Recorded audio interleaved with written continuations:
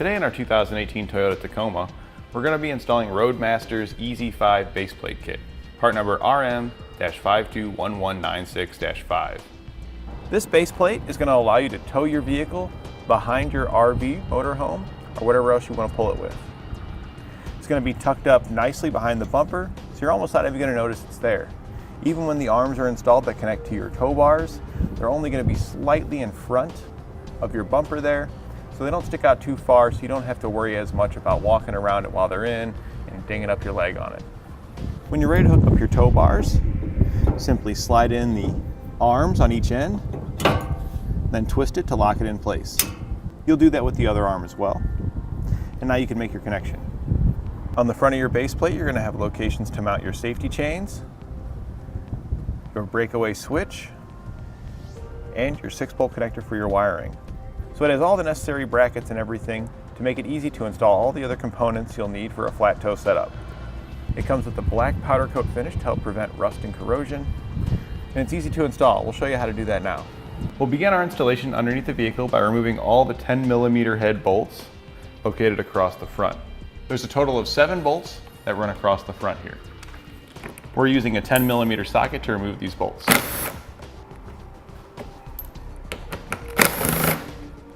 We're now on the other side of our paneling, just in front of the tire. On the back side of the paneling, you'll find 2 bolts on each side in front of the tire.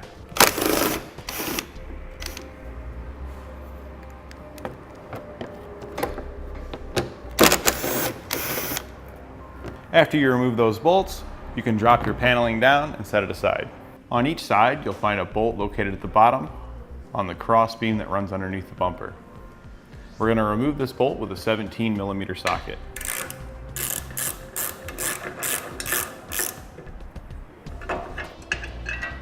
We can then slide out our end cap. Then we'll remove the other side as well. We'll now need to remove 2 of the bumper beam bolts. You'll want to pull down the fender liner.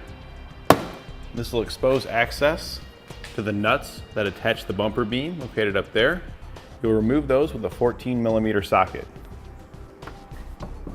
There'll be 2 bolts stacked on top of each other. This is towards the outside of the vehicle. There's 1 bolt located on the inside of the bumper beam. We're not going to be removing that bolt.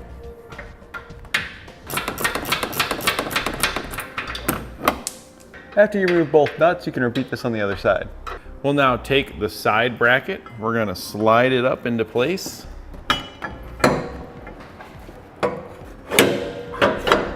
Lining up the studs where we just removed those nuts with the holes in the bracket. Then you'll use the same nuts that you just removed from those studs, and you'll thread those back on. We'll now take one of the 1.5" bolts, slide on a large flat washer. We're going to slide it through the bottom of our bracket, up into the frame. Then from the back side, we're going to take another flat washer and a lock washer. We're going to slide that over the bolt and follow it up with a nut. You'll leave everything finger tight, and you'll repeat this on the other side. Now we're going to remove the plastic plug that's located here, just on the inside of our frame. So you'll get your flat screwdriver, and you're going to pop it below the piece and just pop it out. You'll do the same thing on the other side. To make things a little bit easier to work, we're going to take off the 10mm head bolt here and here on each side.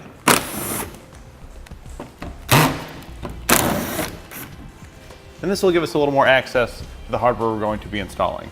If you reach up on top of the orange cap, you'll find some tabs. If you press in on those tabs and squeeze them together, that'll release the fender liner from the bracket. You'll just push your panel back. This will give us a lot more room. Now we can get to the cap on the other side of the frame. We're going to need to remove this one as well with our flat-bladed screwdriver. You want to get your screwdriver behind the cover and pop it out. We'll take our bolt, put a lock washer on it. We'll place our spacer between the 2 brackets and slide our bolt through it. Then on the other side of the frame, where the rectangle hole is, we're going to slide our handle nut through with the flag located at the bottom, so it'll be sitting like this when it's in there. Then you'll thread the bolt that we just inserted on the other side into that nut. You repeat this same process on the other side. We've now put our lower splash shield back into place so we can line it up with the edge of our brackets here. We're going to need to cut out a section to allow our base plate crossbar to go in. So you'll want to use the edge of your bracket as a template. So I'm just going to line up my ruler on there as a straight edge and mark it down following straight line towards the bottom. We're then going to need to give ourselves a little room to install the bracket. So we're going to come over a little bit. We're going to draw another straight line all the way down. We'll be trimming it all the way to the bottom edge here where the corner begins. We'll mark that out on both sides. We'll now use our cutting wheel to cut along the markings that we made.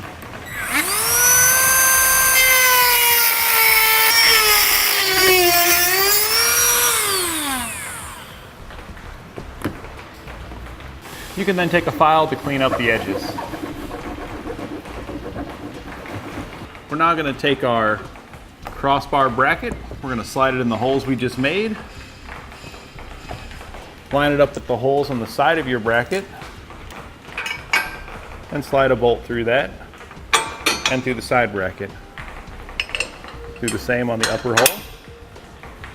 Once you get your bolt slid through on each side, the bracket will hold itself into place, making it easier to install your hardware. On each bolt, we're going to slide on a lock washer, followed by a nut.